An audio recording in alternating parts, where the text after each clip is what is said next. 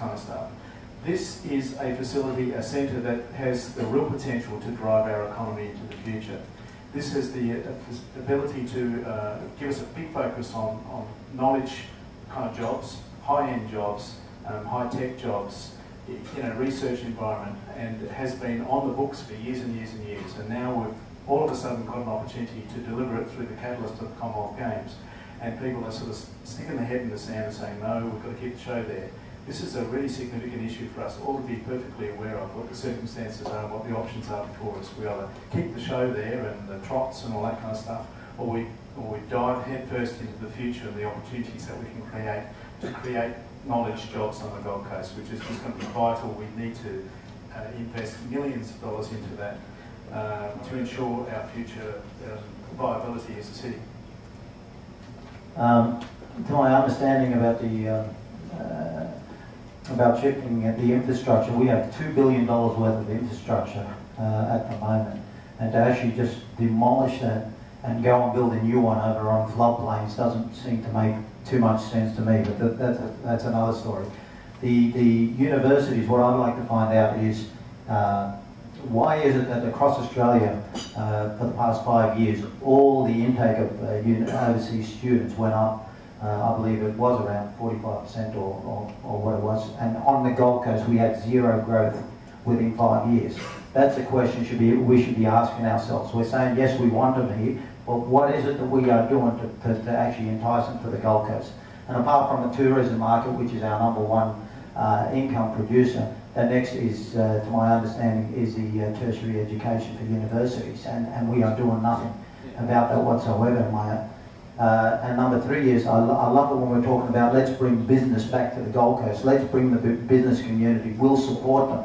How do we support them when somebody wants to put an actual toilet, and this happened in Surfers Paradise, they wanted to take out a sink and put a toilet in there, just so their staff don't use the, the toilet with all the customers. The council said, yes, we will let you do that. It is $13,000 or $17,000, thank you very much, pay up.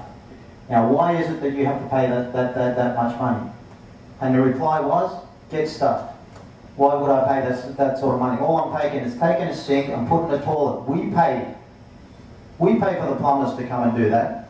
So why is it that I'm giving you $13,000? And then we say, oh, we're going to bring them back. You're going to bring them back. That's after you've chased them out of a city in the first place. That's like a business who sits there and customers walk in and you sit there and ignore them and don't talk to them, and they walk out of your store, and then you go and pay hundreds of thousands of dollars to advertise and say, come to us, we're great, come and buy from us. We've already chased you out the door. That has to change. We will be known as the friendliest and most easiest council to deal with in all of Australia under my leadership, and I guarantee you that.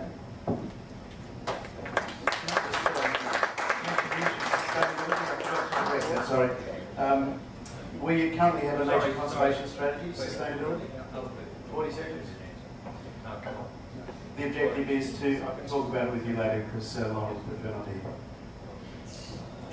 Your question was about how important is the education sector to the local community, and it is extremely important. There'll be a lot of flow-on benefits from making sure that we get the international students. And right now, with the Aussie dollar being so high, those students are finding other destinations. So we really need to bring those students back here so they can feed out, so they can support the restaurants, and so they can help create those job opportunities, because by having to provide more accommodation, then there is more construction work available. So it's important to support that industry, and it is one which will create a lot of jobs and will have a flow-on effect throughout the community.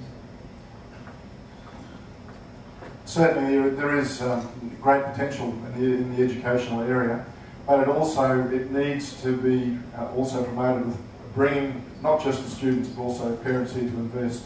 So there are fantastic opportunities throughout Asia, and let's face it, Asia and Middle East is where the prosperity of the world has moved to. So education, I fully support it. There's a lot we can do. Parklands, it should be retained. It doesn't make sense to knock down a $50 million structure and rebuild it. I believe there are other options and ways of applying the investment there and not putting people out of work who depend upon Parklands currently. Sustainability, I think not enough is being done, and this needs incentives with both council and state government input.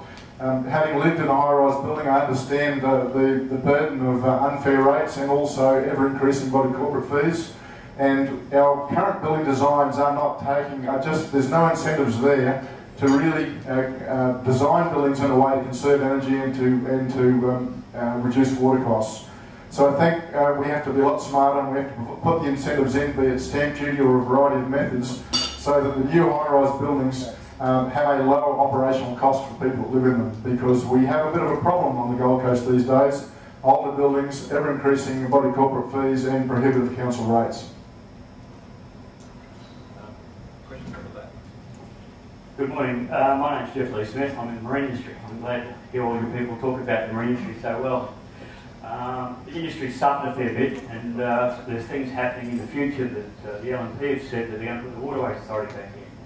And the key element to this will be naturally growth on the Broadwater and design and a master plan. What I'd like to ask all the candidates, A, are they for a Waterway Authority? B, are they looking for a master plan that has development, or just a big park first and nothing happens? The new committee just been formed by the state government, and most of them, I'm afraid, are more like bureaucrats, and therefore it's not going to happen. I've been playing with the Broadwater now for 28, 30 years, and I've been on the Gold Coast 50 years. I've spent with three partners $2 million in the last 7 years to try and put a cruise ship terminal and a super yacht marina on the Broadwater. I don't think the government was real about it, the current government. I think the Broadwater has to be developed in a way that is benefit to the community, but also that benefits the growth of the marine industry. We have a good industry, the super yachts, the general boating industry. People move to the Gold Coast to go boating on our beautiful waterways.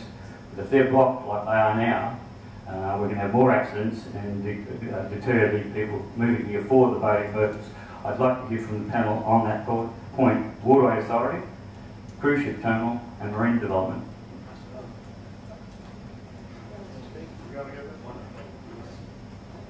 Well, Jeff, I fully support your efforts, and having been somebody who's campaigned for boaties and fishing rights and a whole range of things in years gone past, I fully support what you're doing. Waterways Authority, I advocated years ago. It's got to come back, and it's got to have local management. It's a necessity. I fully support the process of developing a Broadwater master plan, but I take it further and say that it should be integrated with a full city master plan that's never been done before. Broadwater is one of our greatest assets from a tourism point of view, and it's also one of our most underutilised assets.